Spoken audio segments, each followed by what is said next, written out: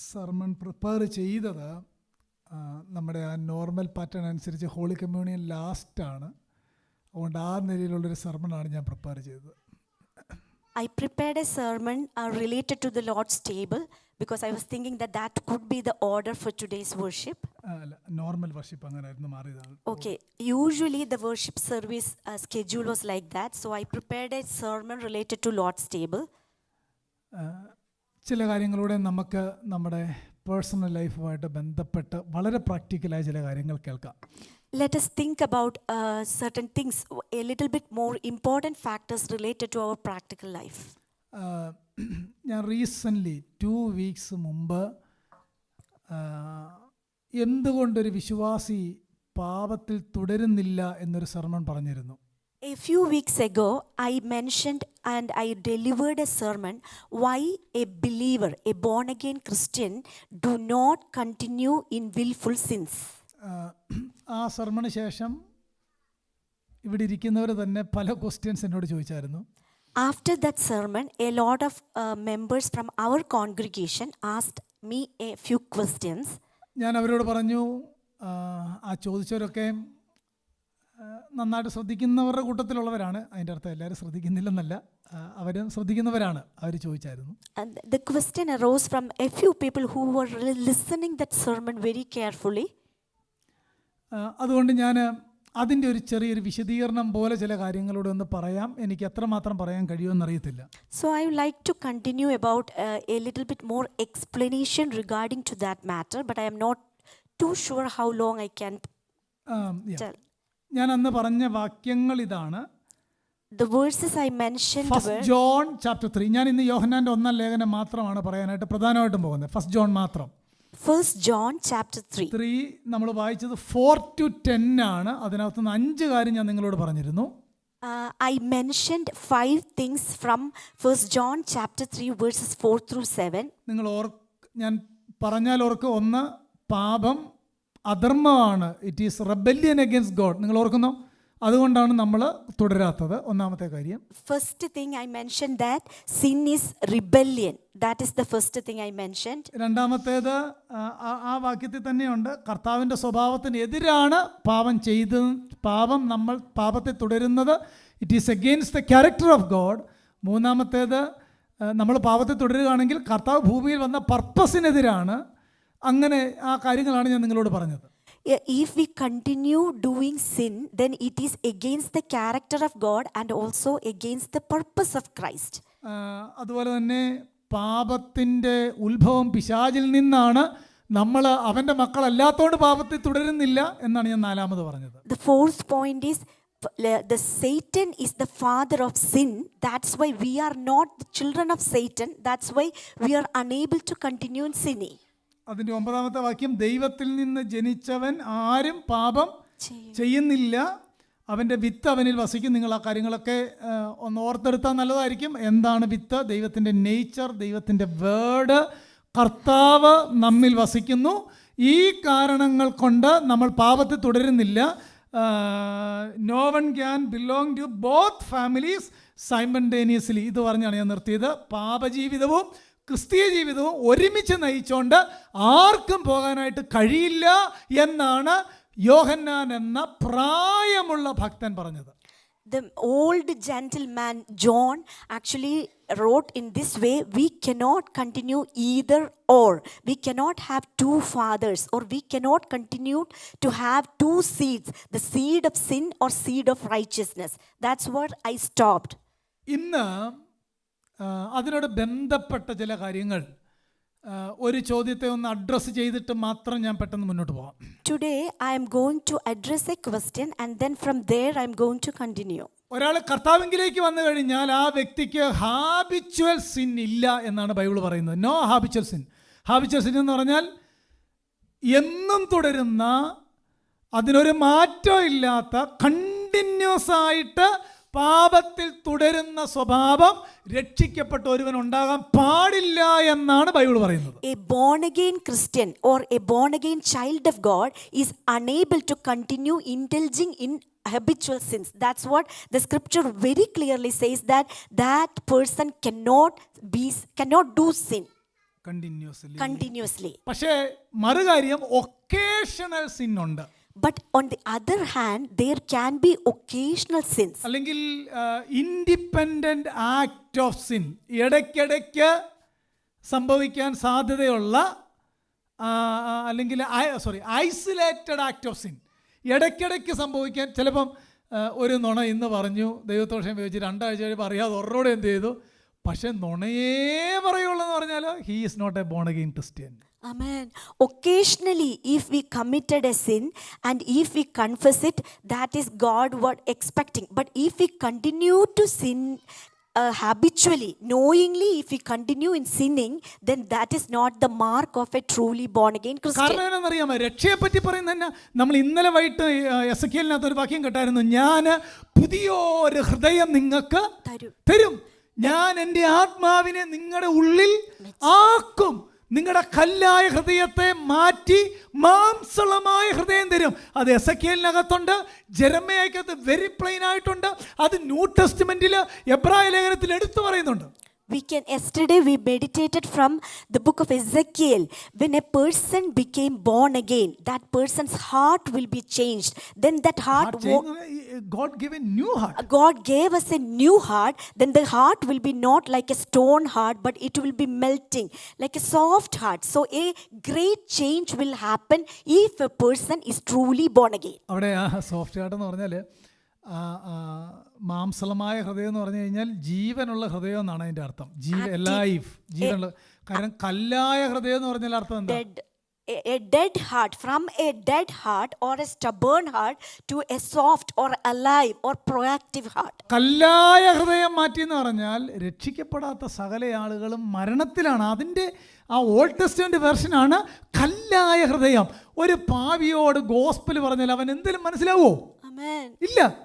കാരണം എന്നാ, അവനത് ഗ്രഹിക്കാൻ കഴിയത്തില്ല. അവൻ മരിച്ചവനാണ്, ഹൃദയം കല്ലാണ്. എന്നാൽ നമ്മോട് പറഞ്ഞാലോ, രക്ഷിക്കപ്പെട്ടവരോട് പറഞ്ഞാലോ അവർക്കതിൻ്റെ ആനന്ദമുണ്ട്. കാര്യം എന്നാ, അവൻ്റെ ഹൃദയം ജീവനുള്ളതാണ്. നാമും ജീവനുള്ള കല്ലായ അവൻ്റെ അടുക്കൽ വന്നിട്ട് നാമും ജീവനുള്ളവരായി എന്നാണ് പീറ്റർ പറയുന്നത്. Right? Amen. We are alive. When we come to Christ, we are alive. We are not like dead rocks, but we are alive because we are responding to the word of God. If a person is not born again, he is dead in his spirit. That's why he cannot accept the truth of the gospel. പാപം ചെയ്യുന്നവൻ ദൈവത്തിൽ നിന്ന് ജനിച്ചവൻ അല്ല. One who is sinning, he is not born of God. ഈ സന്ദേശം ഇവിടെ പറയുന്നത് ഇത് വെരി സീരിയസ് ആണ്. ഒക്കേഷണൽ സിന്ന് നമ്മുടെ ജീവിതത്തിൽ വരാം, ഐസൊലേറ്റഡ് ആക്ട് ഓഫ് സിൻ നമ്മുടെ ജീവിതത്തിൽ വരാം. ഒരുപക്ഷെ നമുക്ക് ചിലപ്പോഴൊക്കെ ആവർത്തിച്ച് വരാം. പക്ഷെ ആ വ്യക്തിക്കറിയാം അന്ന് രാത്രി ആ പാവമായിട്ട് അവൻ ഉറങ്ങാൻ പറ്റില്ല. ശരിയാണോ? ഒരാളെ നമ്മൾ വഞ്ചിച്ചാൽ ഉറങ്ങാൻ പറ്റുമോ? പറ്റില്ല. കാര്യം എന്നാ, നമ്മൾ ആ പഴയ ഹൃദയത്തെ മെയിൻറ്റെയിൻ ചെയ്യുമായിരുന്നില്ല. God gave a new heart. അതാണ് salvation. Amen. Once a person became born again, or once he had salvation, then that person cannot stay silent once he sinned. He cannot go to bed with a peaceful heart if he sinned. And one person who practices sin is of the devil. പ്രിയപ്പെട്ടവരെ, ഒരു സെൻറ്റൻസോടെ പറഞ്ഞാൽ നമ്മൾ എപ്പോഴും പറയുന്നത് കർത്താവിനെ ഹൃദയത്തിൽ സ്വീകരിക്കണമെന്നാണ്, അല്ലേ? കർത്താവിനെ. പക്ഷെ അതിനേക്കാൾ biblically എന്നാണെന്നറിയാമോ? When you believe, God will give you a new heart. That is gospel. Amen. ഒന്നുകൂടെ പറയാം, when you believe, He will give you a new heart. Amen. അതാ ബൈബിൾ പറയുന്നേ. Bible is promising that when you believe in Jesus Christ, He will provide you a new heart. ആത്മീയ പോരാട്ടം പിന്നെ എന്താ spiritual warfare എന്നറിയാമോ? Spiritual warfare എന്ന് പറഞ്ഞാൽ ഈ ന്യൂ ഹാർട്ട് അകത്ത് വന്നപ്പം ഒരു പാപത്തിൻ്റെ നേച്ചറും നമ്മുടെ അകത്തുണ്ട്. അതിൻ്റെ മേലുള്ള പോരാട്ടമാണ് സ്പിരിച്വൽ വാർഫെയർ. മനസ്സിലാകുന്നോ? Do you know what is spiritual warfare? Whenever any sin commits, or whenever a sin enter into our heart, we are trying to fight back against it to expel out that sin. That is exactly spiritual warfare means. 2 Corinthians 10, ക്രിസ്തുവിൻ്റെ 1 മുതൽ നോക്കിയാൽ മതി, സമയമില്ല. അതല്ല ഞാൻ പറയാൻ പോകുന്നത്. ക്രിസ്തുവിൻ്റെ പരിജ്ഞാനത്തിന് വിരോധമായി പൊങ്ങുന്ന ഉയർച്ചകളെ ഇടിച്ച് കളഞ്ഞ് ഇതെവിടെ നടക്കുന്നതെന്ന് അറിയാമോ? ഇന്റേണലി ആണ്. എൻ്റെ അകത്ത് കർത്താവ് വന്നു, എന്നാൽ ആ കർത്താവിൻ്റെ പരിജ്ഞാനത്തിന് വിരോധമായി പൊങ്ങുന്ന ഉയർച്ചകളെ ഇടിച്ച് കളയുന്നതിൻ്റെ പേരാണ് ആത്മീയ പോരാട്ടം. അതിൻ്റെ പേരാണ് വിശുദ്ധീകരണം. അതിൻ്റെ പേരാണ് പാപത്തെ ജയിക്കുക. Spiritual warfare literally means we are destroying speculations and every lofty thing raised up against the knowledge of God, and we are taking every thought captive to the obedience of Christ. സിയാറ്റിലെ പിശാചിനെ ജയിക്കുന്നതിന് മുമ്പ് നമ്മൾ നമ്മുടെ ജഡത്തെ ജയിക്കണം. മനസ്സിലായോ ഞാൻ പറഞ്ഞതിൻ്റെ അർത്ഥം? Before defeating the Satan or the devil of Seattle, we have to defeat our own enemy. Balloon പൊട്ടിച്ചാലൊന്നും ആത്മീയ പോരാട്ടം ജയിക്കുകയില്ല. ഇത് ലൈഫ് ലോങ് പ്രോസസ്സാണ്. Spiritual warfare is a lifelong process. Continuous ഉണ്ടെങ്കിൽ ഓർത്തോണം, എൻ്റെ അകത്ത് പുതിയ ഹൃദയമില്ല. എന്നാൽ ഒക്കേഷണൽ സിന്ന് വരുന്നത് എന്തുകൊണ്ടാണെന്നറിയാമോ? അത് സിന്നാണ് റെക്കഗ്നൈസ് ചെയ്യാൻ കാര്യം എന്നാണെന്നറിയാമോ? എൻ്റെ അകത്ത് കർത്താവുണ്ട്, ന്യൂ ഹൃദയമുണ്ട്, ഞാൻ പോരാട്ടത്തിലാണെന്ന് ബോധ്യമുള്ളതുകൊണ്ടാണ് കർത്താവെ ഒക്കേഷണലായിട്ട് സംഭവിക്കുന്നുണ്ട്. അതിനെ ഇടിച്ചു കളയാൻ കൃപ നൽകണമേ, ജയിക്കാൻ കൃപ നൽകണമേ. അതാണ് ആത്മീയ വളർച്ച, അതാണ് സാന്റിഫിക്കേഷൻ, അതാണ് spiritual growth and spiritual war. Amen. A spiritual war or a spiritual growth means if we confess it every time we commit sins, if we confess it and acknowledge it, that is truly spiritual warfare. But if you habitually continuing in sinning, then you are not born again. പണ്ടൊരു വിശ്വാസി എന്നോട്, പേരുകൊണ്ട് വിശ്വാസി കേട്ടോ, എന്നോട് പറഞ്ഞു, ഞാൻ അവനെ പറ്റിച്ചെന്ന് പറഞ്ഞു. ഞാൻ അവനെ One time a person who told me that I cheated the other guy. He was named as a believer. എന്നിട്ട് അത് പറഞ്ഞ എങ്ങനെയാണെന്നറിയാമോ? ഭയങ്കര ഹീറോയിസം കാണിച്ച പോലെ പറഞ്ഞു. He was actually getting a claim or he was so proud about it. He cheated another person. He is not truly born again. That person is not a truly born again ഒരുവൻ person. Born again ആണെങ്കിൽ ഇനി ഒരുത്തനെ പറ്റിച്ചെന്ന് കൂട്ടിക്കോ, അവനന്ന് രാത്രി ഉറങ്ങാൻ പറ്റില്ല.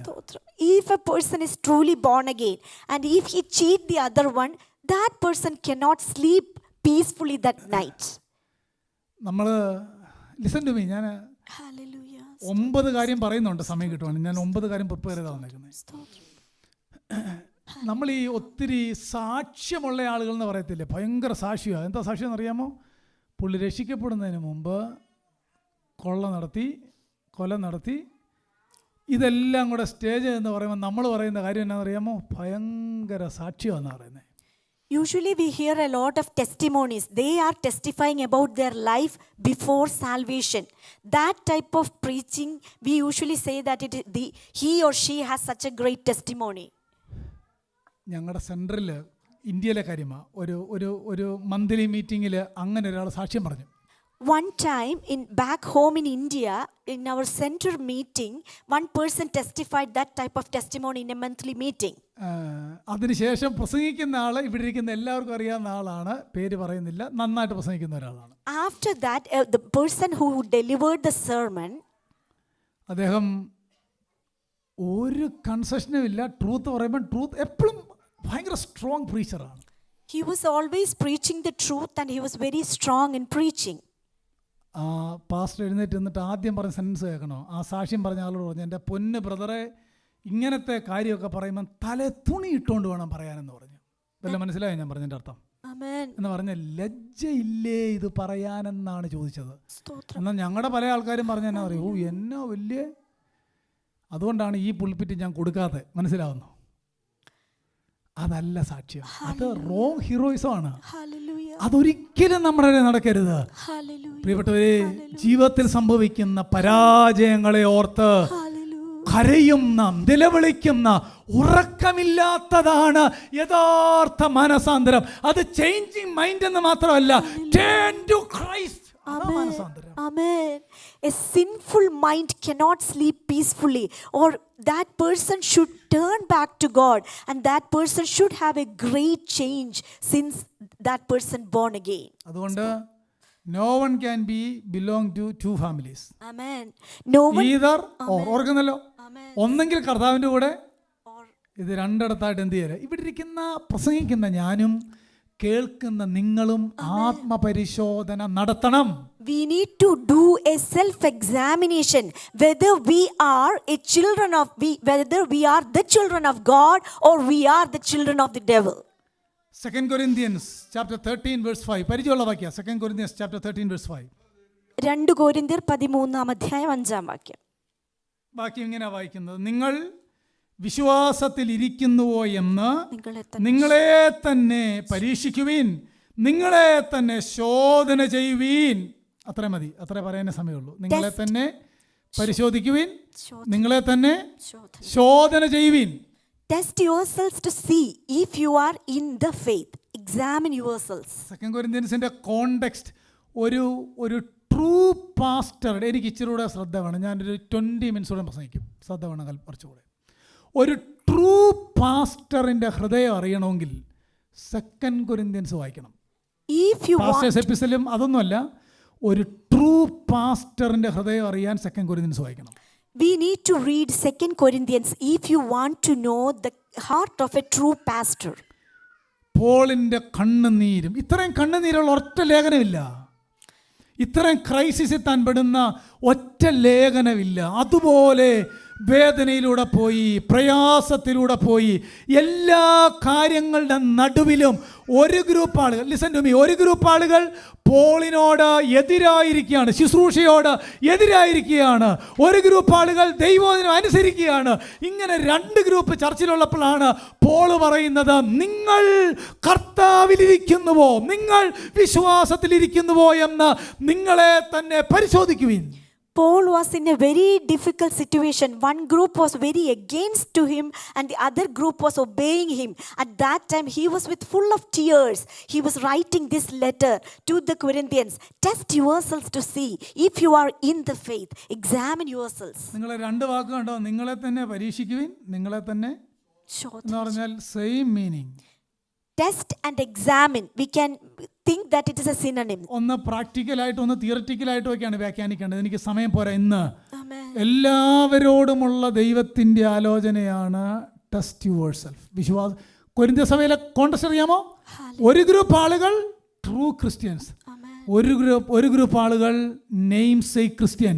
ഈ 2 ഗ്രൂപ്പിനെ മുന്നിൽ വെച്ചുകൊണ്ടാണ് പോൾ പറയുന്നത്, നിങ്ങൾ വിശ്വാസത്തിൽ ഇരിക്കുന്നുവോ എന്ന് നിങ്ങളെ തന്നെ ശോധന ചെയ്യുവിൻ, നിങ്ങളെ തന്നെ പരിശോധിക്കുവിൻ.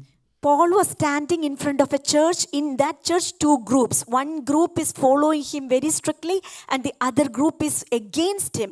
At that time Paul was asking that congregation, test and examine yourselves. ഇനിയും ഫസ്റ്റ് ജോണിലേക്ക് വേഗം വരാം.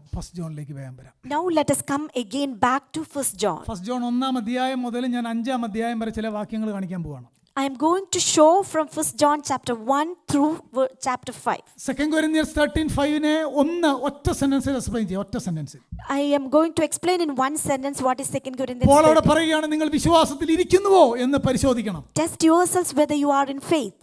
ഇനി എൻ്റെ ചോദ്യം, എന്നെ നോക്കിയേ, സിമ്പിൾ ആയിട്ടൊരു ചോദ്യം. എങ്ങനെ പരിശോധിക്കണ്ടേ? How can we test whether we are in faith? Measuring road എന്താ? What is the measuring rod? ഈ ചർച്ചയിൽ അതിന് ഉത്തരം പറഞ്ഞില്ല. ഞാൻ ഈ കിടന്ന് പ്രസംഗിക്കുന്നതിനകത്ത് എന്താ അർത്ഥമുള്ളത്? ഞാൻ വിശ്വാസത്തിലിരിക്കുന്നുവോ എന്നതിൻ്റെ അളവുകോൽ എന്തുകൊണ്ടാണ് ഞാൻ പരിശോധിക്കണ്ടേ? How can I measure whether I am sitting in faith? ദൈവവചനം മാത്രമാണ്. We can measure it only by the word of God. ഞാൻ എൻ്റെ വീട്ടിലിങ്ങനെ ഇടയ്ക്കൊരു കമൻ്റൊക്കെ പറയും. നമ്മളിങ്ങനെ ചിലപ്പോഴൊക്കെ സാക്ഷ്യം പറയാൻ നേരത്തെ പറയാറുണ്ട്, പാട്ടുകാരൻ പറഞ്ഞതുപോലെ ഞാനും പറയുന്നെന്ന് പറയാറുണ്ടല്ലേ. ഞാൻ ഇടയ്ക്ക് ഓർത്ത്, കർത്താവ് IP കോഴ്സുകാർ പറയാം, തിരുവെടുത്ത് പറയുന്ന പോലെ ഞാനും പറയുന്നു എന്നൊന്ന് പറയുകയായിരുന്നെങ്കിൽ എത്ര സന്തോഷമായിരുന്നു ഞാൻ ഓർത്തിട്ടുണ്ട്. Many times ഞാൻ പറഞ്ഞ വല്ലതും കേട്ടോ? we always need അല്ലേ, അങ്ങനെ ചിന്തിച്ചുകൂടെ? Amen. പാട്ടൊന്നും ഇൻസ്പയർഡ് അല്ലല്ലോ, അത് എനിക്കും എഴുതാം, നിങ്ങൾക്കും എഴുതാം, ആർക്കും എഴുതാം അല്ലേ. എന്നാൽ തിരുവെടുത്ത് പറയുന്ന പോലെ ഞാനൊന്ന് പരിശോധിച്ചെന്ന് പറഞ്ഞാൽ ഈ നമ്മുടെ കർത്താവ് എത്ര സന്തോഷമായിരിക്കും.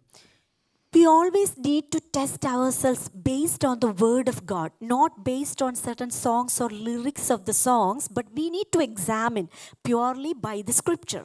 നമ്മുടെ എക്സാമിനേഷൻ പ്രോപ്പർ ആകണമെങ്കിൽ, നമ്മുടെ എക്സാമിനേഷൻ ദൈവം വെച്ച സ്റ്റാൻഡേർഡിലാകണമെങ്കിൽ ഇത് മാത്രമാണ് measuring road. If our examination needs to be proper and very accurate, then only one measuring rod, that is the book of Bible or the scripture. അങ്ങനെങ്കിൽ യോഹന്നാന്റെ ലേഖനത്തിന്റെ മെയിൻ പർപ്പസ് എന്നാണെന്നറിയാവോ? If that is so, the purpose of first letter of John, 1 John 5:13 ആണ് അതിന്റെ purpose. അതിന്റെ ആകെ theme, the theme of first letter of John is ഒരു പുസ്തകം മുഴുവൻ എഴുതി നൽകിയേക്കാണ്. What are the evidences of true conversion. അതാണ് യോഹന്നാന്റെ ലേഖനം മുഴുവൻ. ഒന്നുകൂടെ പറയാം, ഒരു യഥാർത്ഥ കൺവേർഷന്റെ 9 എവിഡൻസ് ആണ് യോഹന്നാന്റെ എപ്പിസൽ. Amen. True evidences, the evidences of a true conversion. Almost 9 points we can see that. അതായത് genuine conversion summarised in one whole book. Amen. 1 John. ഒന്നാമത്തെ കാര്യം എളുപ്പമാണ്, പക്ഷെ ഇത് പറഞ്ഞു വരുമ്പോൾ ഇച്ചിരി പാടാന്ന് മാത്രമേ ഉള്ളൂ. വാക്യം 1 അധ്യായം അതിൻ്റെ 5 മുതൽ താഴോട്ടുള്ള വാക്യം നോക്കിയേ. ദൈവം വെളിച്ചമാകുന്നു, എല്ലാവരും വേദപുസ്തകം തുറക്കണം. എക്സ്പ്ലനേഷൻ ഒന്നും സമയമില്ല. ദൈവം വെളിച്ചമാകുന്നു, അവനിലിരുട്ട് ഒട്ടുമില്ല എന്ന് ഉള്ളത് നിങ്ങൾ അവനോടുകൂടെ നിങ്ങളോട് അറിയിക്കുന്ന ദൂതാകുന്നു. അവനോട് കൂട്ടായ്മയുണ്ടെന്ന് പറയുകയും ഇരുട്ടിൽ നടക്കുകയും ചെയ്താൽ നാം ഫോഷ്ക് പറയുന്നു, സത്യം അവനിൽ പ്രവർത്തിക്കുന്നില്ല. അവൻ വെളിച്ചത്തിലിരിക്കുന്ന പോലെ നാം വെളിച്ചത്തിൽ നടക്കുന്നുവെങ്കിൽ നമുക്ക് തമ്മിൽ കൂട്ടായ്മയുണ്ട്. അവൻ്റെ പുത്രനായ യേശുവിൻ്റെ രക്തം സകല പാപവും പോക്കി നമ്മെ ശുദ്ധീകരിക്കുന്നു. First evidence of true conversion, Christians walk in the light. എല്ലാവർക്കും മനസ്സിലായോ? വെളിച്ചത്തിൽ നടക്കും. First evidence of a true conversion is that person will walk in light. എന്താ വെളിച്ചത്തിൽ നടക്കുക എന്ന് പറഞ്ഞാൽ അതിന്റെ അർത്ഥം? What is the meaning of walking in light? ക്രിസ്ത്യൻസിന്റെ കോണ്ടക്ട്, ക്രിസ്ത്യൻസിന്റെ ക്യാരക്ടർ വെളിച്ചത്തിന്റെ ക്യാരക്ടർ ആയിരിക്കും. അതാ വെളിച്ചത്തിൽ നടക്കും എന്ന് പറഞ്ഞാൽ. വെളിച്ചത്തിൽ നടക്കുക എന്ന് പറഞ്ഞാൽ ഇരുട്ടിന്റെ ഒരു പ്രവൃത്തിയിലും അല്ല ചെയ്യുന്നത്.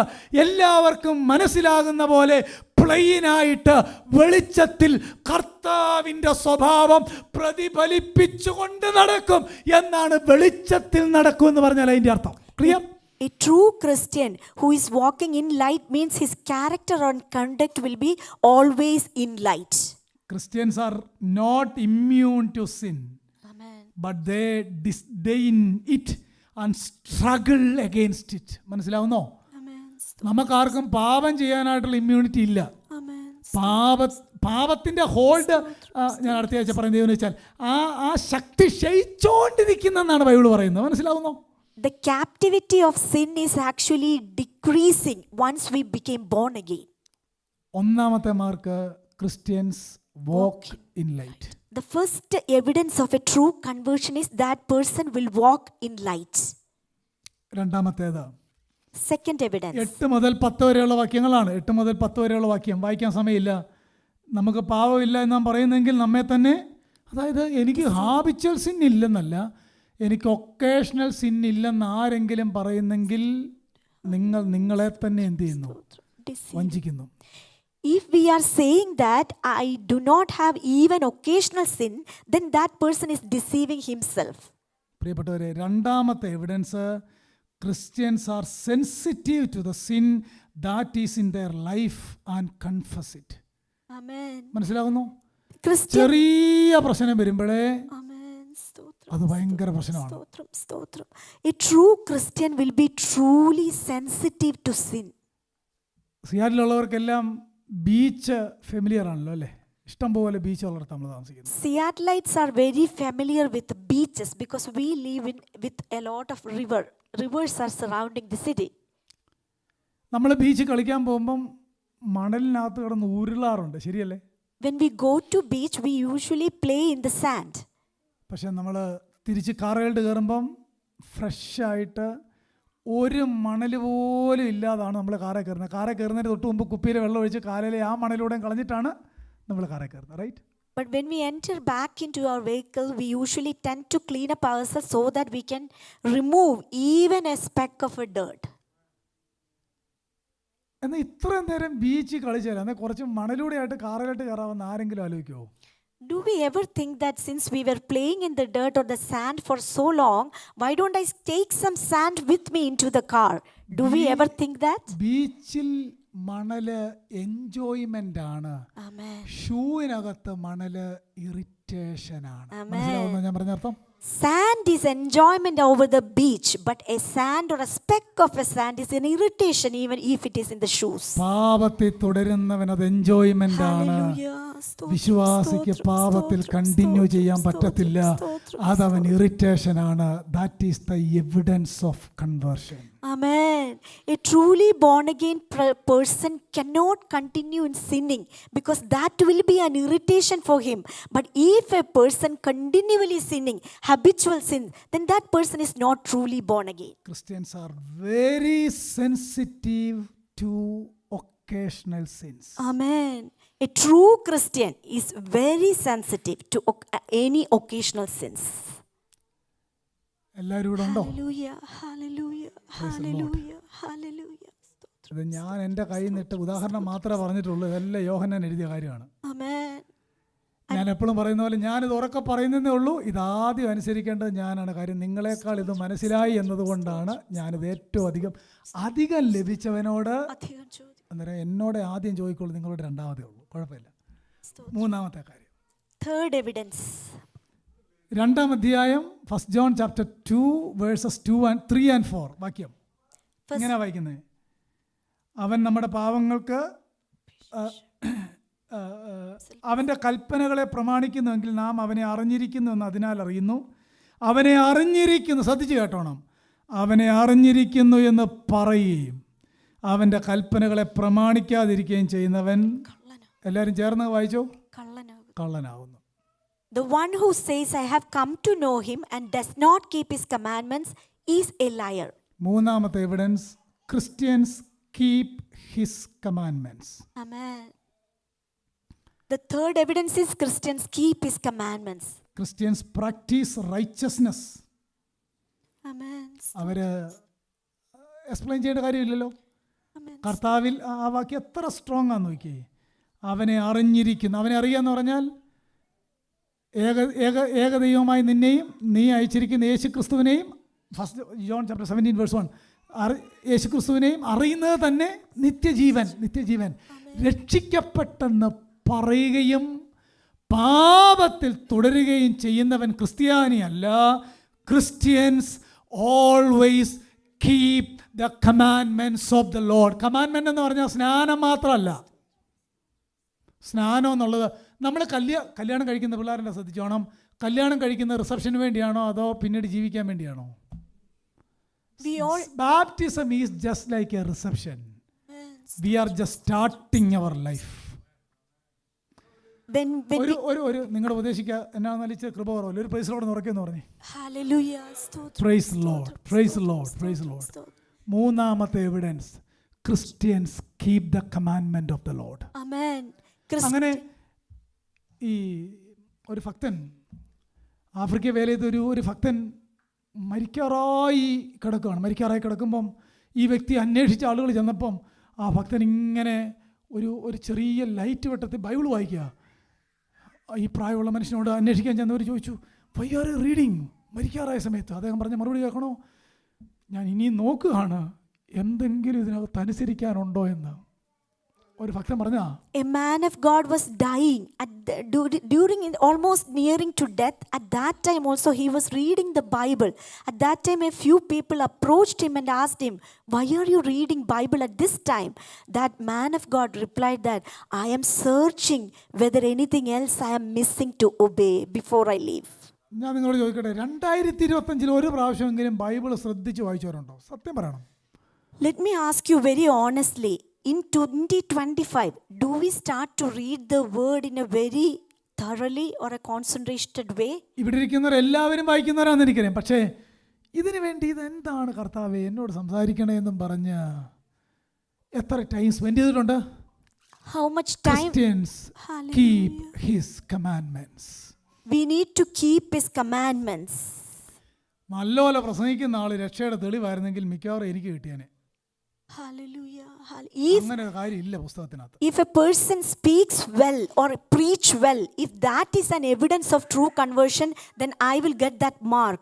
But that is not the evidence of true conversion. നാലാമത്തെ evidence. The fourth evidence of true conversion. Same chapter 2 verse number 6.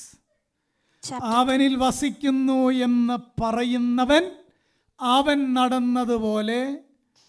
നാലാമത്തെ മാർക്ക് എന്നാ പറയുക? Christians seek to walk as Jesus walked. Amen.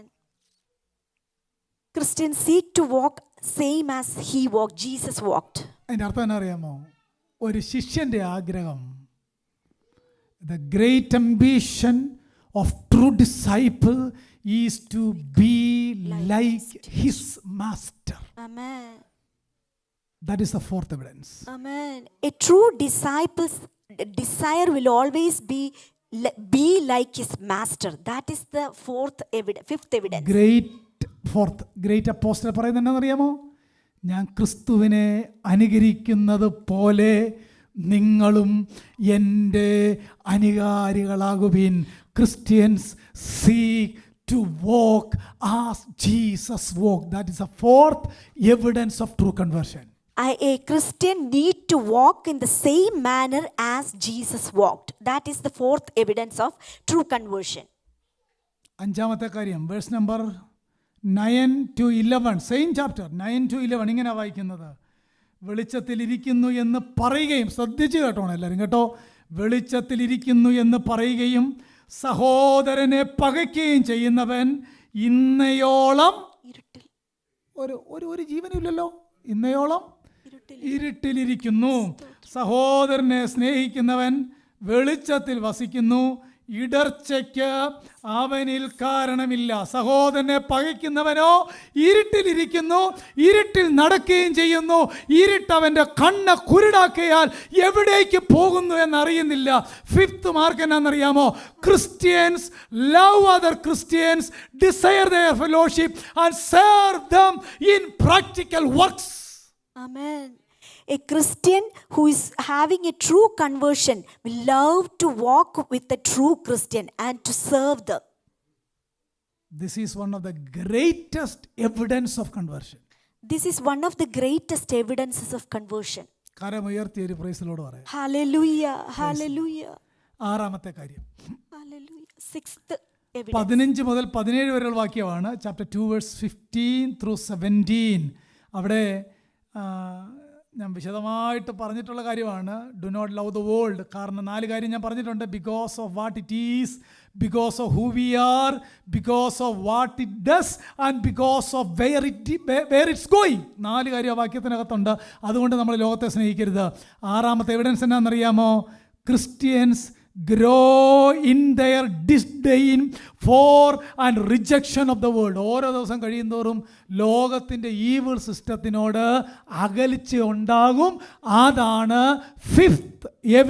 Sixth evidence of a true conversion. ലോകത്തോടും അതിൻ്റെ മോഹത്തോടും ഓരോ ദിവസം കഴിയുന്തോറും അകലിച്ച ഉണ്ടാകുന്നില്ലെങ്കിൽ, കൊരിന്ത്യരോട് പോൾ പറയുകയാണ്, നിങ്ങൾ വിശ്വാസത്തിൽ ഇരിക്കുന്നുവോ?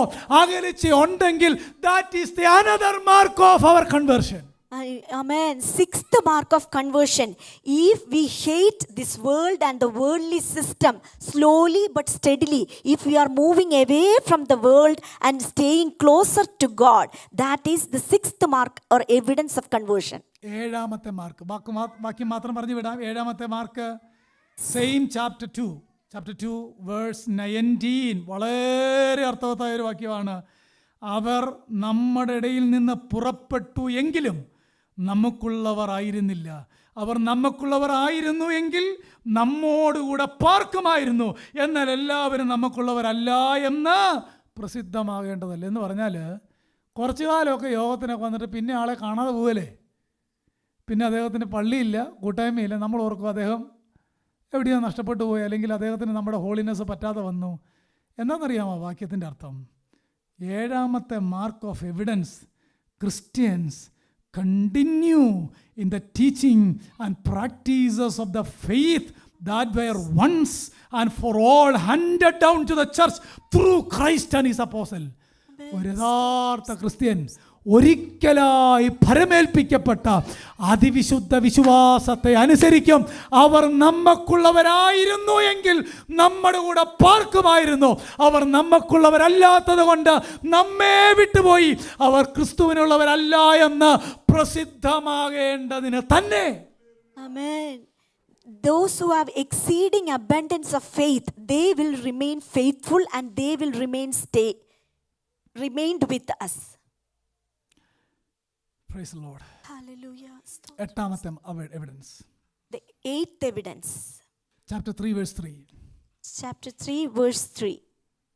അവനിൽ ഈ പ്രത്യാശയുള്ളവനെല്ലാം അവൻ നിർമ്മലനായിരിക്കുന്ന പോലെ തന്നെ താൻ നിർമ്മലീകരിക്കുന്നു. True Christians purify themselves. They seek to grow in holiness.